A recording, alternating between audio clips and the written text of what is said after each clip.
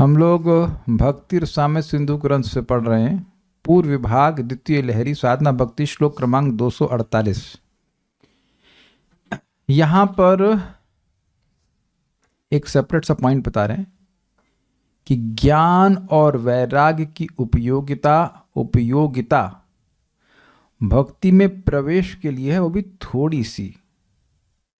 लेकिन ज्ञान और वैराग्य भी भक्ति के अंग नहीं हैं। जैसे वर्णाश्रम के कर्मों को भक्ति का अंग नहीं कहा गया था, ऐसे ही ज्ञान और वैराग्य को भी भक्ति का अंग नहीं कहा गया है। ये क्यों कहना जरूरी है? क्योंकि ऐसा हो सकता है कि व्यक्ति भक्ति में आने के बाद ज्ञान और वैराग्य का अनुशीलन चालू रखे। देखिए, भक्ति करने से वैराग्य और ज्ञान अपने आप आ जाता है। वासुदेवे भगवती भक्ति योगः प्रयोजितः जनयति आशु वैराग्यम ज्ञानम च यद अहेतुकम। बड़ा सुंदर सिद्धांत प्रथम स्कंद के दूसरे अध्याय में बताया गया है। भगवान वासुदेव में वासुदेव भगवती भक्ति योगः प्रयोजितः, ऐसा भक्ति योग जिसका प्रयोजन शुद्ध भक्ति है, मतलब साधना भक्ति। साधना भक्ति में व्यक्ति इसलिए कर रहा होता है ताकि वह भाव भक्ति को प्राप्त हो, तो उसका लक्ष्य भाव भक्ति। ऐसी भक्ति में जो व्यक्ति नियोजित रहता है, वासुदेवे भगवती भक्ति योग प्रयोजितः जनयति, वो उत्पन्न कर देती, आशु वैराग्यम, बहुत जल्दी ही वैराग्य को उत्पन्न कर लेती है। ज्ञानम च यद अहेतुकम, अहेतुक ज्ञान, ऐसा नहीं है कि कोई कारण होगा तब वो ज्ञान का अनुभव करेगा, नहीं। अब ऐसा क्यों है? क्योंकि भगवान की भक्ति करने से भगवान का अनुभव होने लगता है। अनुभव मीन्स एक्सपीरियंस, मीन्स ज्ञान। तो क्योंकि भगवान का अनुभव होगा तो स्वाभाविक सी बात है, भगवान से अलग जो भी वस्तुएं हैं, पदार्थ हैं, उसमें वैराग्य हो जाएगा। इजी है, सबको समझ में आ गया? मुश्किल है समझने में? इजी है ना? भगवान का अनुभव हो गया, भगवान सबसे अच्छी वस्तु हैं भक्ति करने से, तो अब भगवान का अनुभव हो गया, वो मधुरता से युक्त हैं, तो स्वाभाविक रूप से वह जगत से विरक्त हो जाएगा। इसलिए जितने ज्ञान और वैराग्य की जरूरत होती है उतना भक्ति देवी स्वयं उत्पन्न कर लेती हैं। अलग से वैराग्य को कल्टीवेट करने की जरूरत नहीं होती। थोड़ा थोड़ा ज्ञान और वैराग्य की जरूरत पड़ती है जब व्यक्ति भक्ति में प्रवेश करना चाहता है। सब लोग समझ ही पा रहे हैं या मैं ऐसे बोले जा रहा हूं? अब पहले कुछ लोग को बोल लेते हैं, फिर आगे हम देखते हैं क्या है। मेरे पीछे बोलिएगा, मेरे साथ में बोल सकते हैं, मेरे पीछे बोलिए। मैं 2 बार बोलूंगा, आज ये बोलने के लिए नहीं है।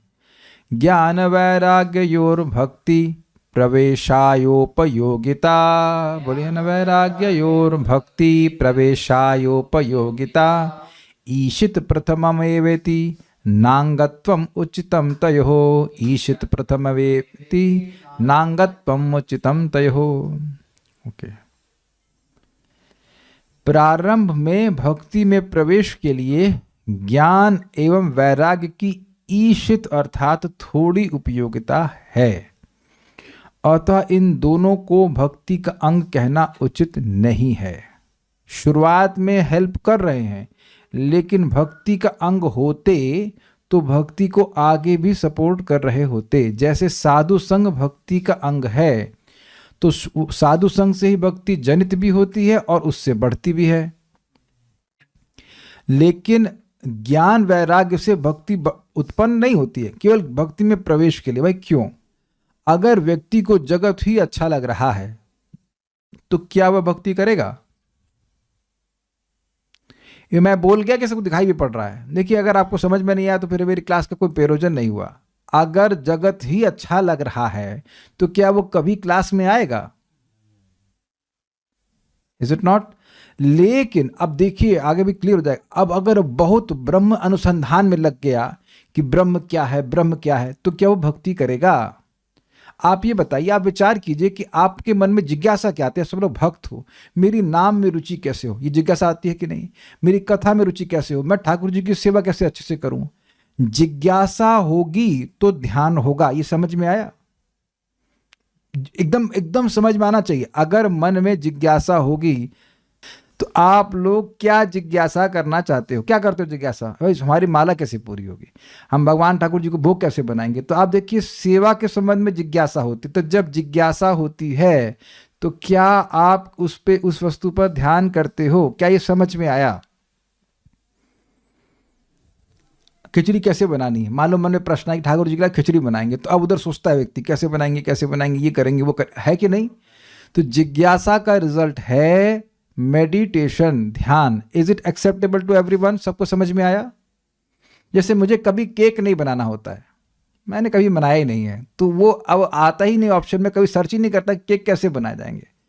शैली माता जी फ्रॉम इंदौर, आप तो केक में एक्सपर्ट हैं, तो आप बचपन से ही एक्सपर्ट थी ना, बिल्कुल 5 साल की उम्र से नहीं, तो आपको मन हुआ कि मैं केक कैसे बनाऊं, अब उस पर आप ध्यान करना शुरू करें, ये कैसे क्या बनाऊं, वो कैसे बनाऊं। I hope it is very clear. जिज्ञासा का रिजल्ट है ध्यान। अब आप और मैं कदाचित इस बात पे ध्यान करने लगे कि मेरा एक कैसे होगा, मैं ब्रह्म में कैसे लीन होऊंगा, तो अब आप भगवान की सेवा के बारे में सोचेंगे।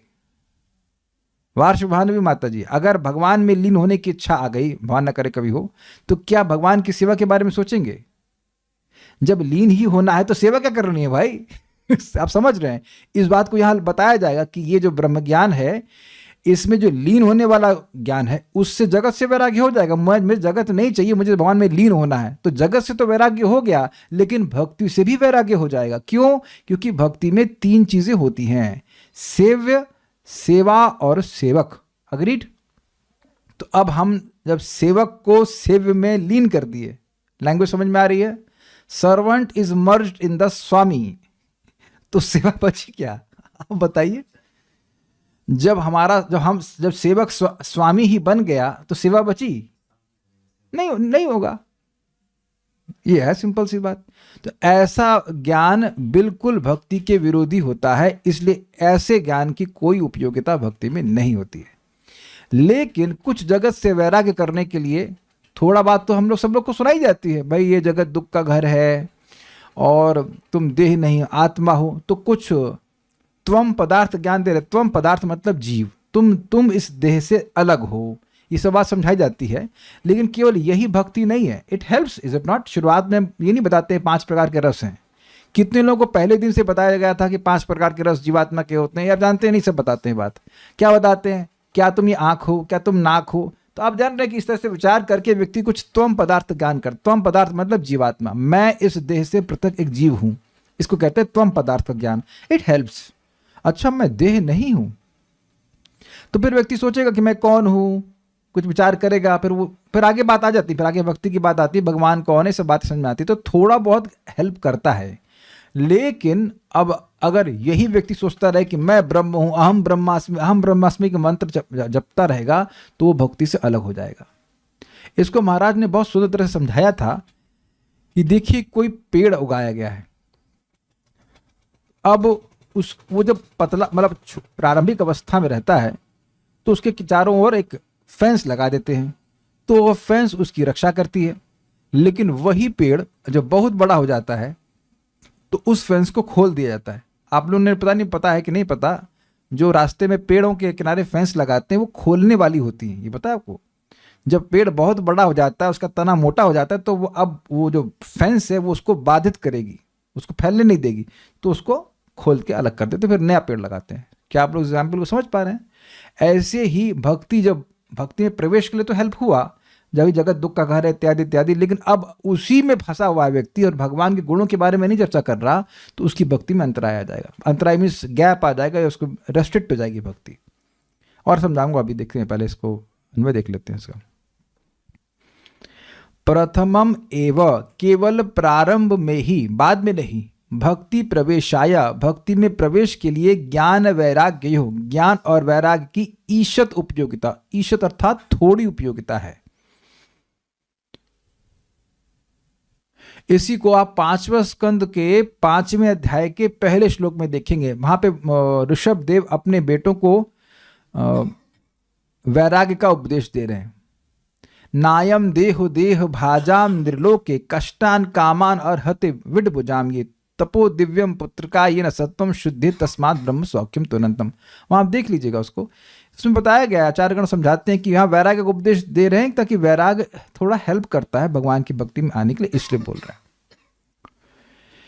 ओके, हम लोग अब इसकी दुर्गम संगमनी टीका को देखते हैं।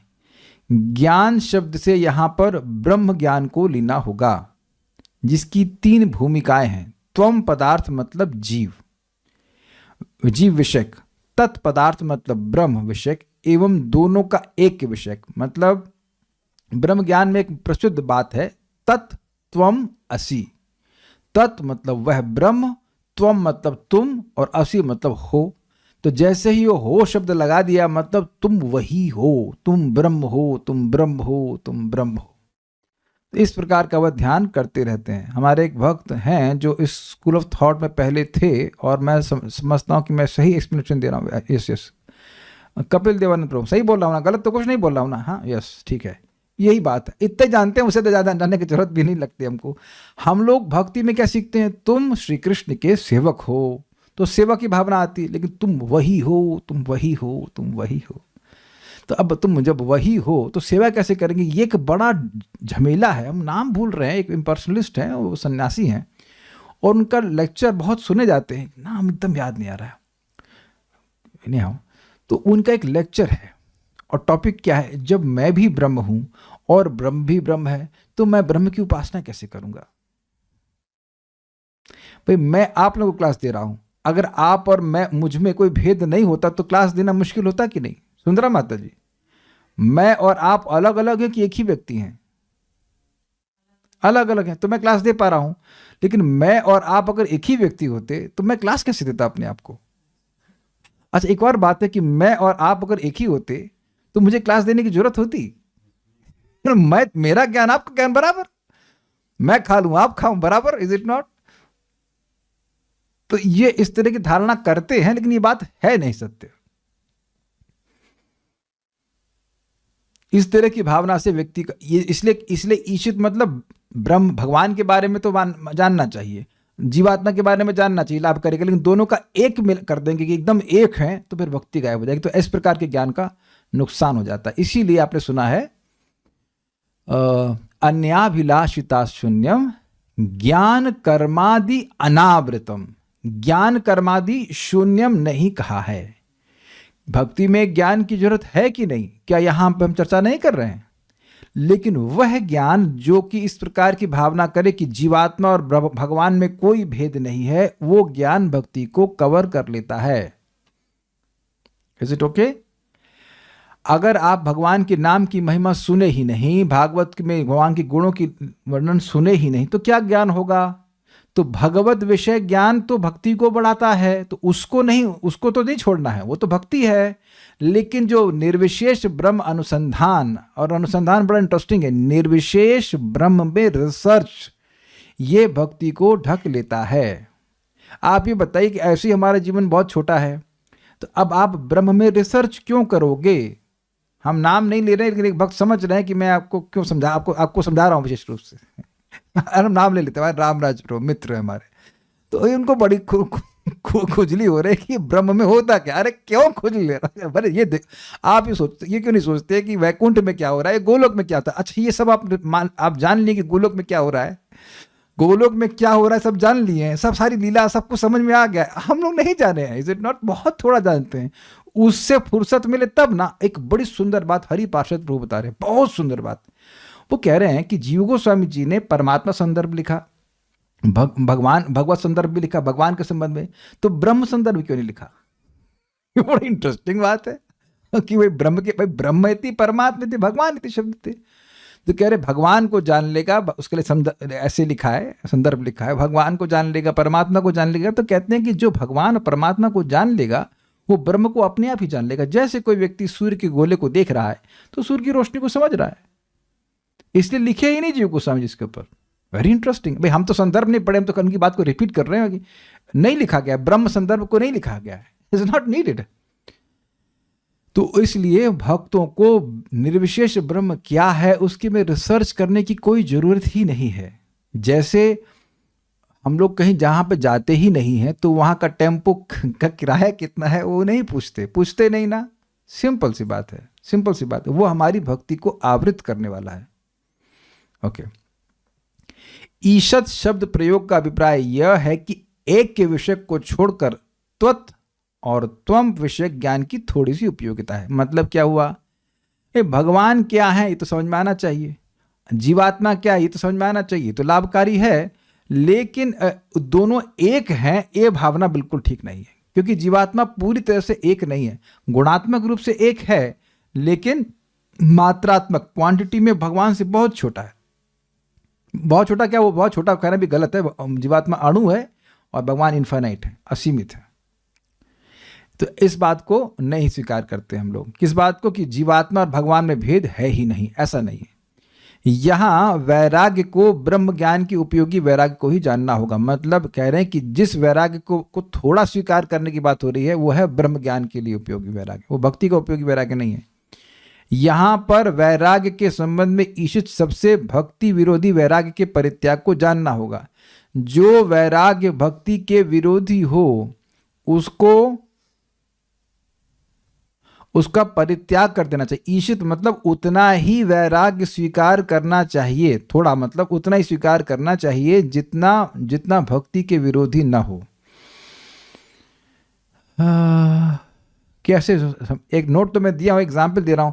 उतना ही नमक डालना चाहिए तो दाल के लिए जरूरी हो, जरूरत से ज्यादा नमक नहीं डालना चाहिए, फिर वो गड़बड़ हो जाएगा, दाल खराब हो जाएगी कि नहीं हो जाएगी। पता नहीं कितना एग्जाम्पल सही है, लेकिन कुछ मैं थोड़े के अंत मतलब उतना डाली जितना जरूरत है। तो वैराग्य की जरूरत है थोड़ा बहुत, लेकिन ये नहीं कि अब इतने विरक्त हो जाएं कि भक्ति से ही विरक्त हो जाएं। अब इसका मैं एक एग्जाम्पल दे रहे हैं, नोट।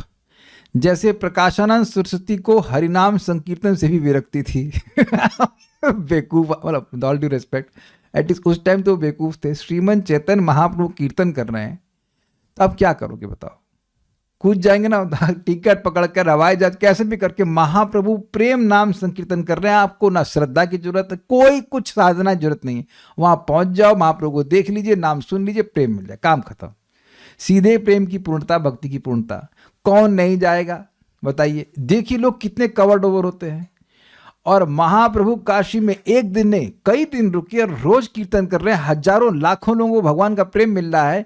और प्रकाशानंद सरस्वती जो कि 60,000 सन्यासियों के वो गुरु जी हैं, वो वेदांत पढ़ रहे हैं और उस पर भी महाप्रभु की वह निंदा कर रहे हैं कि ये चैतन्य कृष्ण मुख से उनके नाम नहीं निकल रहा है। ये चैतन्य जो है इसकी भाव के लिए, मतलब इसकी भावुकता यहाँ काशी में नहीं बिकेगी, हमको नहीं प्रभावित कर सकता है कि जादू टोना कर रहा है, लोगों को प्रभावित कर रहा है, हिप्नोटाइज कर रहा है। अरे ये सब क्या, इसको अरे सन्यासी होकर के नाच गा रहा है ये भावुकों के संग, ये क्या है? इस तरह से निंदा कर रहे हैं। देख लीजिए, इस तरह से लोग, इस तरह से माया की पकड़ होती है लोगों के ऊपर, जो सोच रहे हैं कि मैं ज्ञानी हूं। तो इतने विरक्त होगा कि महाप्रभु के प्रेम संकीर्तन से भी विरक्त हो गए। वो कीर्तन करना, ये भगवान को प्रसाद भोग लगाना, ये सब उनको लगता है माया है, ये बात है।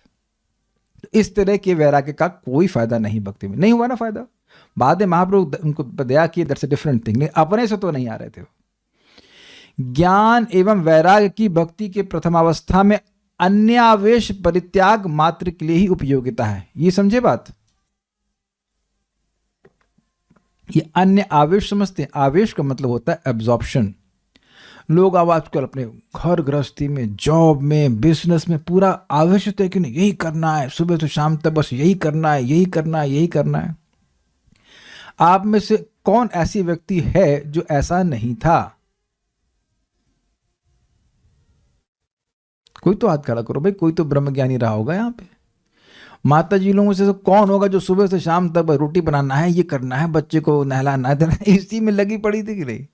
तो आप समझ लीजिए कि सभी जीव इसी तरह के होते हैं। तो कुछ जब बताया गया कि भाई तुम देह नहीं हो, तुम आत्मा हो, तो कुछ तो चमका होगा। हमको तो बहुत जोर से चमका था जब उन्होंने दिखाया कि कंकाल अंदर है। ये कंकाल हो तुम, या तुम 110 रुपए का जो बॉडी के केमिकल है उनकी वैल्यू 110 रुपया, तो अब अपनी वैल्यू 110 रुपये करेंगे आप, तो कुछ वैराग्य होता है कि नहीं? कुछ क्षण के लिए तो होता है, कुछ स्पार्क होता है। अब हम लोग हर दिन क्लास में यही नहीं बोलते रहते हैं कि क्या आपके बॉडी केमिकल 110 रुपये के हैं, नॉट लाइक दैट, लेकिन इट गिव्स अ स्पार्क कुछ होता है कि अरे भाई ये कैसी जिंदगी जी रहे हैं हम, है कि नहीं? तो कुछ ज्ञान और कुछ वैराग्य का उपदेश दिया जाता है कि ताकि जीवात्मा का ये जो अन्य आवेश है, अन्य आवेश समझ रहे हैं, भगवान से अलग जो ऑब्जॉर्प्शन है उसमें उसे वो थोड़ा बाहर निकले। ये बात है, शायद आप समझ गए होंगे इस बात को। उतनी ही आवश्यकता है। एक बार ध्यान दीजिएगा, भक्ति में आने की केवल एकमात्र योग्यता है भक्ति प्रतिपादक शास्त्रों को सुनने में रुचि, उसमें विश्वास। तो अब भक्ति प्रतिपादक शास्त्रों को सुनने में रुचि हो गई तो अब ये सब ज्ञान वैराग्य अलग से करने की कोई जरूरत नहीं है। भगवान की बात सुनते जाइए, भगवान के नाम उच्चारण करते जाइए, सारा ज्ञान वैराग्य अपने आप हो जाएगा। उम्मीद है कि बात समझ में आ गई होगी। अन्यावेश परित्याग हो जाने के बाद में भक्ति में प्रवेश होने पर, अर्थात भक्ति प्रतिपादक ग्रंथों में श्रद्धा उत्पन्न हो जाने पर इन दोनों की कुछ भी आवश्यकता नहीं रह जाती है। कारण भक्ति में प्रवेश होने पर ज्ञान एवं वैराग्य की भावना करने से भक्ति विच्छेद होता है। ये समझे बात? ये मैं समझा रहा था आप लोगों को कि भक्ति में आ गया है, भक्ति में क्या सुनता है वो, कृष्ण मेरे प्रभु हैं, कृष्ण मेरे त्राता हैं, कृष्ण मेरे प्रभु त्राता जीव होइला ज्ञान। इजी, कृष्ण मेरे स्वामी हैं, कृष्ण मेरे प्रभु हैं। यही सुनाते हैं, कुछ और सुनाते हैं आप लोग को यहाँ पे? ठीक है, यही सुनाते हैं। तो हाँ, मैं कृष्ण की सेवा करूंगा, मैं कृष्ण की सेवा करूंगा, ये भाव रख रहे हैं कि हमारा सेवा भावना बढ़े। तो अब अगर ये सुनने लग गए कि कृष्ण और आप में कोई भेद है ही नहीं भाई, तो क्या सेवा भावना बनी रहेगी? हो जाएगा ना भक्ति में विच्छेद। इसलिए भक्त लोग इस प्रकार के ज्ञान और वैराग्य का अनुशीलन नहीं करते। देखिए, मैं फिर रिपीट कर रहा हूं कि नाम जप कथा श्रवण में ही पूर्ति नहीं हो पा रही है। तो अब इस तरह के डिस्कशन से होगा क्या? और एक बात यहां समझिएगा, जो भी डिस्कशन आप और मैं करते हैं वो हमारे हृदय में और गहरा धंस जाता है। मैं आपको एकदम स्पष्ट बोल रहा हूं।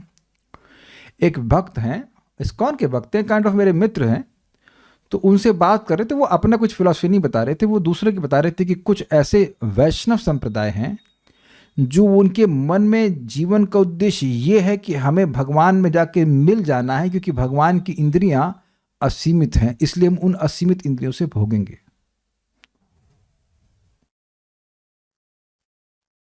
तो मैं सुन के ही डर गया। मैंने कहा भाई ये कितना खतरनाक है कि कोई व्यक्ति सोच रहा है कि वह एक वैष्णव संप्रदाय में है, लेकिन मन में सूक्ष्म रूप से इच्छा ये है कि हम भगवान बन जाएं। इसीलिए मैं यहाँ पे फिर रिपीट कर रहा हूँ कि कोई भी गुरु हैं, पहली बात तो आंख मूंद करके किसी से दीक्षा लेना नहीं चाहिए।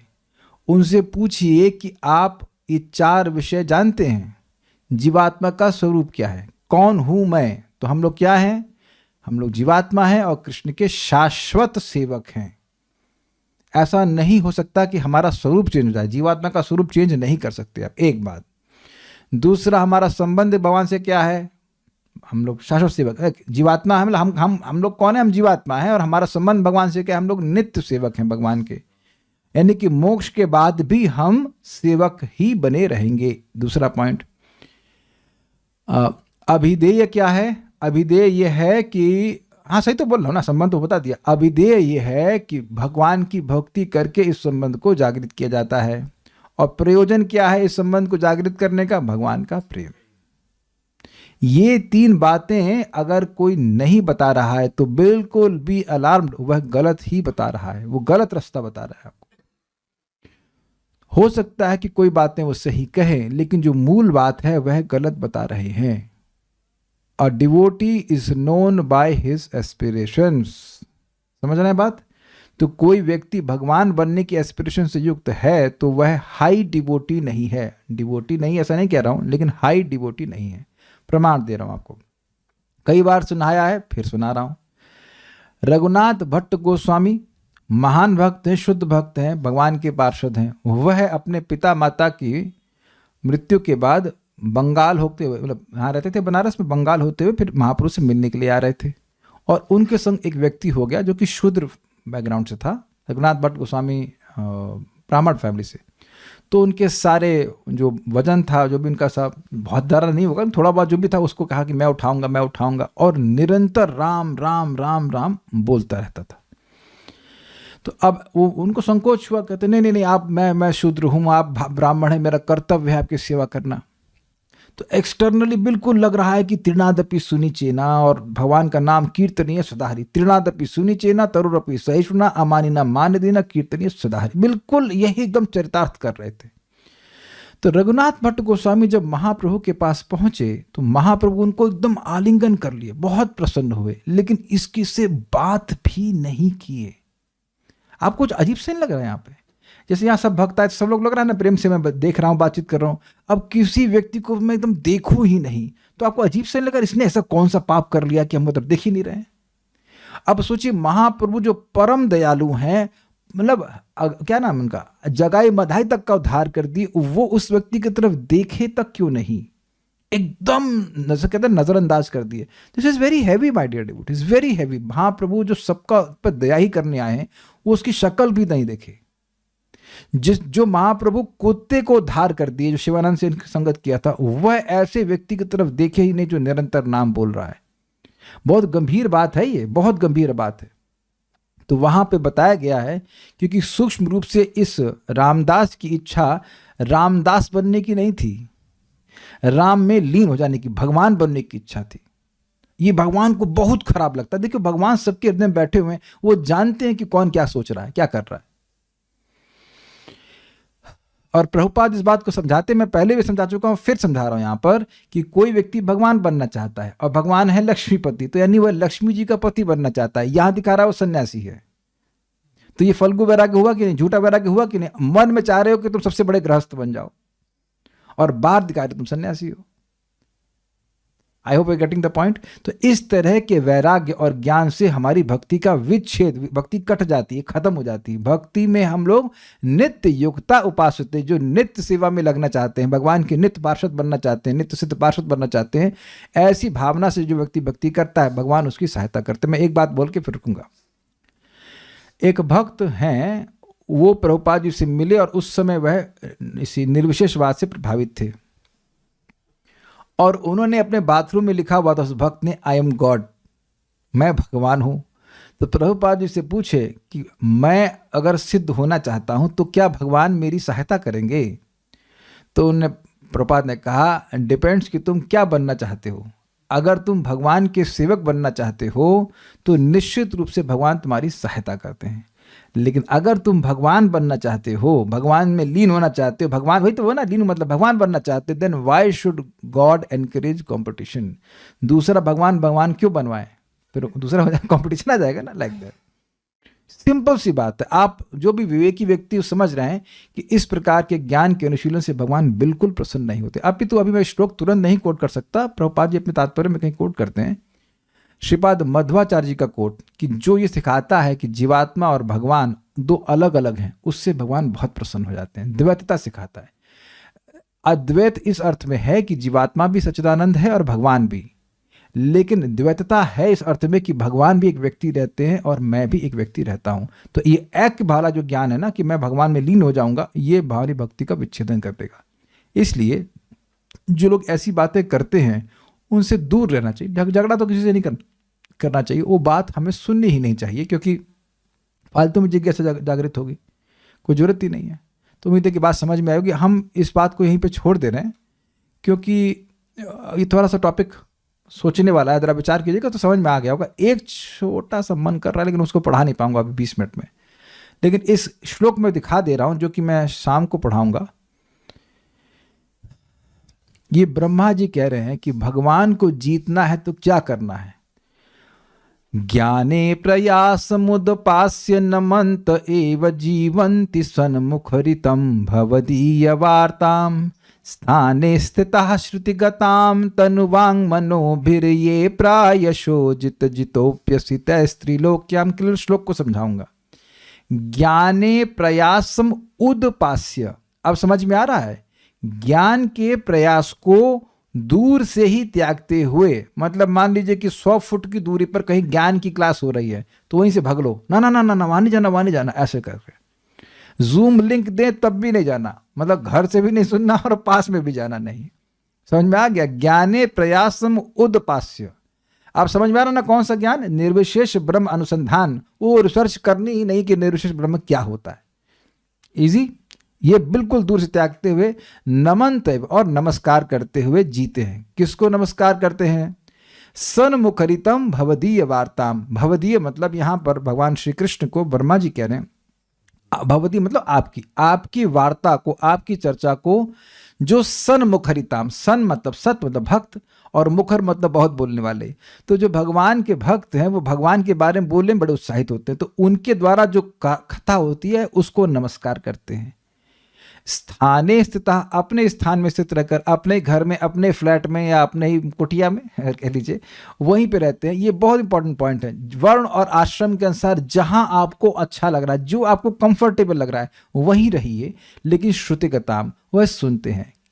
और तन से, वाणी से और मन से, देखिए शब्द आपको तन वांग मनो भी, तन से, वाणी से और मन से वह इस प्रकार से अपने को लगाए रहते हैं।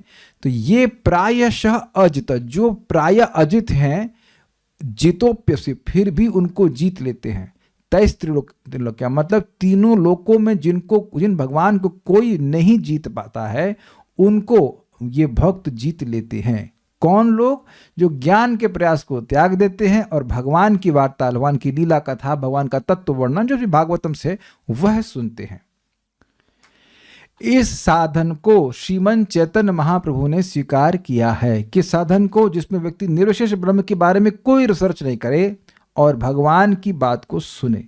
ये जितनी बार हम भगवान के बात का श्रवण कीर्तन करते हैं, उतना ही भगवान में प्रेम जागृत होता है। प्रेम जागृत होता है तो भगवान उस प्रेम के वशीभूत हो जाते हैं। लाइफ छोटी है, रिसर्च इसी चीज़ पे करनी चाहिए। मुझसे कई बार लोगों ने पूछा ज्ञान योग क्या होता है। हमने कहा मुझको नहीं पता और मैं बताऊंगा भी नहीं कि क्या होता है। मतलब मैं पढ़ करके भी नहीं बताऊंगा कि ज्ञान योग क्या होता है। जब करना ही नहीं है तो पूछता क्यों है? भक्तिप्रद माता जी, मान लीजिए मैं आपसे पूछूं कि माता जी कढ़ी कैसे बनती है, तो आप कहेंगे पर ये बनानी है ना, नहीं ऐसे ही सही। तो आप क्या उत्तर देंगे? डांट लगाएंगे ना। जब बनाना नहीं है तो काहे पूछ रहे हो? तो जब हमको ज्ञान मार्ग में जाना ही नहीं है तो फिर मतलब क्या है? और आप भक्ति योगी की सर्वव्यापकता देखिए कि माँ के गर्भ में प्रहलाद महाराज भगवान के बारे में सुने और पैदा होते ही महाभागवत। तो माँ के गर्भ में भी कोई ज्ञान मार्ग का अनुशीलन कर सकता है, या निष्काम कर्म योग। तो वो सारे चीजें जीवों के संग नहीं लगी हैं। जीवों का सहज गुण है कि वे भगवान श्री कृष्ण की भक्ति करें, उधर ही फोकस करना चाहिए। इस श्लोक को मैं मोस्ट प्रोबेबली शाम को आज फिर पढ़ाऊंगा, इतनी जल्दी नहीं पढ़ा पाऊंगा इसलिए अभी तो समय कम है। तो ये आप समझे कि ज्ञान और वैराग्य भक्ति के अंग नहीं है। भक्ति उनको जितने ज्ञान और वैराग्य की जरूरत होती है भक्ति अपने आप प्रकाशित कर देती है। थोड़ा भक्ति में प्रवेश के लिए वो लाभकारी हो सकते हैं, उतना स्वीकार कर लेना चाहिए शुरुआत में। तो स्टॉप हियर। श्री श्री भक्ति स्वामी सिंधु की जय, श्रील प्रभुपाद की जय, निताई गौर प्रेमानंदे।